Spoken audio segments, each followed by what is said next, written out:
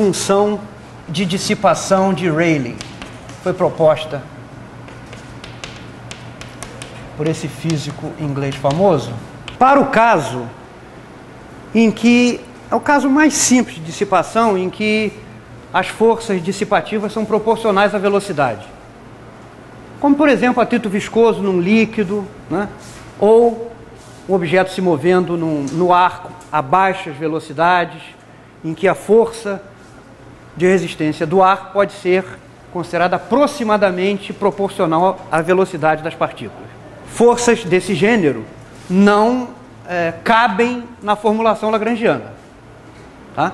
As forças têm que ser ou conservativas ou, pelo menos, admitir um potencial generalizado que dependa das coordenadas e velocidade. Não é o caso para forças dissipativas proporcionais à velocidade. Apesar disso, é possível formular as equações na linha das equações de Lagrange, incluindo forças dissipativas, numa maneira que tem uma vantagem de que as equações ficam expressas em termos de coordenadas generalizadas arbitrárias, e não apenas coordenadas cartesianas, que é o que acontece quando a gente usa a formulação newtoniana para esse tipo de problema. Aquela equação que antecede a formulação das equações na forma de Lagrange definitivamente, que são essas equações aqui. Ó. Se essas forças admitem um potencial generalizado, então essas equações ficam na forma lagrangiana, com L igual a T menos U, onde U é o potencial generalizado dessas forças. Né? Suponha então que essas forças sejam compostas de uma parte que provém de um potencial generalizado e uma parte que não admite nenhum potencial generalizado, como forças, por exemplo, de dissipação proporcionais à velocidade. Então, se QK for da forma mais umas outras forças que não admitem um potencial generalizado, tá bom? Nós estamos supondo que a força é composta dessa parte que provém do potencial generalizado U e mais uma parte que não admite um potencial generalizado. Nós substituímos isso aqui, essas equações ficam da seguinte forma, com L igual a T menos U. Agora, suponha que as forças dissipativas, ou seja, as que vão produzir esse Q'K, sejam da forma F'Ix menos Kix Vix e assim por diante. Ou seja, a componente x dessa força dissipativa sobre a iésima partícula é proporcional à velocidade na direção x da iésima partícula e assim por diante. Ou seja, as forças são proporcionais às velocidades das partículas. Essas forças vão gerar, aqui, isso está em componentes cartesianas, tá bom? Aqui está a força generalizada associada a isso aqui. Daqui a pouco vamos ver uma relação entre uma coisa e outra. Mas por enquanto, vamos olhar para essas componentes aqui, tá? Então, Rayleigh introduziu a seguinte função. Uma função f, que se tornou conhecida como função de dissipação de Rayleigh, que é simplesmente isso aqui, ó. Essa força é tal que, por exemplo, F'Ix é menos a derivada desta função em relação a V e X, etc., para as outras componentes. Isso é imediato, né? Dessa soma toda, haverá um termo que é Vx ao quadrado. Derivada disso em relação a Vx é 2Vx. Cancela esse 2, vai dar Kx Vx, com sinal menos, dá isso aqui. E assim por diante para as outras componentes, tá? Agora, vamos ver como é que fica a versão generalizada dessas forças aqui. Ou seja, qual é a expressão dos Q'K? A força generalizada Q'K associada a essas forças dissipativas aqui é soma de Fi linha escalar de ronde Ri de ronde QK. Isso é definição genérica de força generalizada. Isso aqui é a relação entre uma força, né, no sentido usual do termo, o vetor força, conjunto dos vetores força sobre todas as partículas do sistema e a força generalizada correspondente. Eu não sei se vocês se lembram, mas nós vimos na dedução das equações de Lagrange que essa derivada aqui é a mesma coisa que a derivada de VI em relação a Q ponto K. É só escrever o dr e dt, usando a regra da cadeia, e observar que o coeficiente do Q ponto K, que é essa derivada, né, é a mesma coisa que isso aqui. Então isso pode ser escrito assim, ó, FI' derivada parcial de VI. Isto aqui, se nós escrevermos explicitamente em componentes,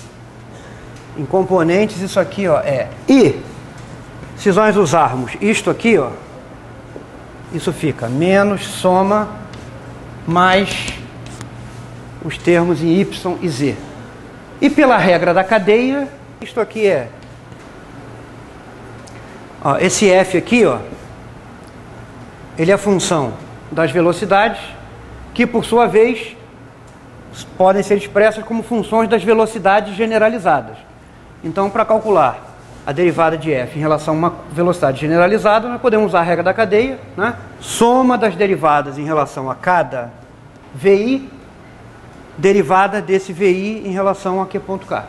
Portanto, as equações de movimento ficam da seguinte forma. Ó, substituindo no lugar de Q' menos derivada de f em relação a Q ponto K, nós ficamos com... Só que agora nós precisamos de duas funções para escrever as equações, né? Não basta só a função de Lagrange, mas nós temos que usar a função de dissipação de Rayleigh, porque forças dessa natureza, proporcionais à velocidade, não se encaixam no formalismo lagrangiano. Na verdade, a única vantagem, acho que a principal e única, que eu vejo de escrever as equações de um sistema sujeito a forças dissipativas proporcionais à velocidade nessa forma, é que, nesta forma, as coordenadas QK são completamente arbitrárias.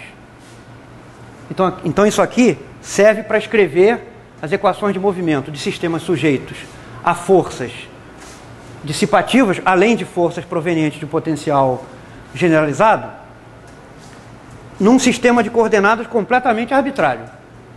Vou dar um exemplo bem rápido aqui. Pêndulo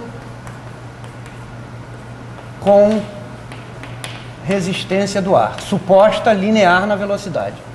Então, suponha que se queira levar em conta a influência da resistência do ar no movimento desse pêndulo aqui. A lagrangiana do pêndulo, sem incluir a força dissipativa, né, é essa aqui. Agora, suponha que esse pêndulo esteja num dado momento subindo aqui, né, com uma certa velocidade v. Vou supor que a dissipação é isotrópica, mesmo em todas as direções, ou seja, aqueles coeficientes kx, ky, que eles são iguais, tá bom? Então, nesse caso, a função de dissipação de Rayleigh seria metade de kx vx quadrado mais ky vy quadrado, que eu vou escrever como k sobre 2 vx quadrado mais vy quadrado. Kx igual a ky igual a k. Mas isso aqui é o quadrado do módulo da velocidade desse pêndulo. Isso aqui, ó, é L θ ponto ao quadrado, de acordo? A velocidade do pêndulo em qualquer instante é L θ ponto, em módulo, né?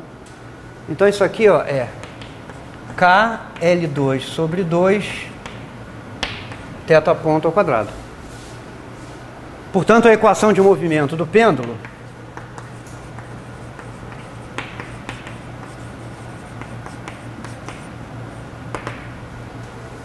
fica ddt da derivada da lagrangiana em relação a θ ponto que é ml2 θ ponto. Então isso aqui vai dar ml2 θ 2 pontos. Aqui é menos, né? Tá? Menos derivada da Lagrangiana em relação a θ, que é menos mgl seno de θ, mais derivada da função de dissipação em relação a θ ponto, que vai dar KL2 θ ponto. Isto aqui igual a zero. Se nós dividirmos a equação por ml2, isso aqui dá igual a zero. Então, esta é a equação desse pêndulo. Se a força de atrito com o ar, né, se a força de resistência do ar for proporcional à velocidade, com os coeficientes nas direções x e y iguais, né, que é o caso usual. Então, a vantagem dessa formulação é permitir escrever as equações em termos de um sistema de coordenadas completamente arbitrário, sem precisar partir da formulação em coordenadas cartesianas para depois transformar para as outras coordenadas que sejam mais interessantes no problema.